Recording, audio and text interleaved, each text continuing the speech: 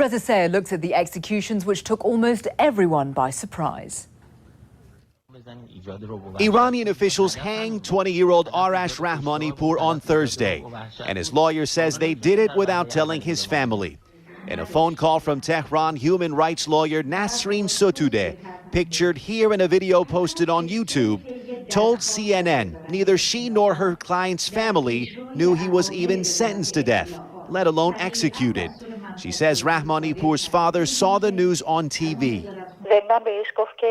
A prison official told him Arash had been transferred. Later, his father found out his son was executed while watching the 2 o'clock news. His family is extremely upset and shocked. When I heard the news, I was shocked too because I never expected this.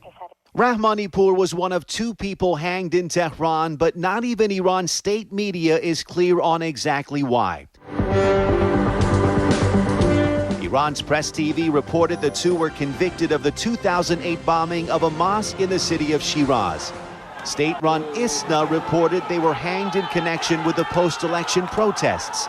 Sotoudeh says her client was never charged with the bombing in Shiraz and was arrested months before the elections and the protests that followed. Both of these men were arrested 2 months before the elections, and they were in prison until their sentences were carried out. So how can someone who's in prison take part in protests? According to Sotoudeh, her client was charged with being a member of an anti-government monarchist group. During Rahmani's 10 months in prison, his lawyer says she only saw him once for 15 minutes. Last August, Rahmani appeared in a mass trial on state TV. You're watching what the government described as his confession to plotting against the government. His lawyer says the confession was forced. My client told me his pregnant sister had been arrested too.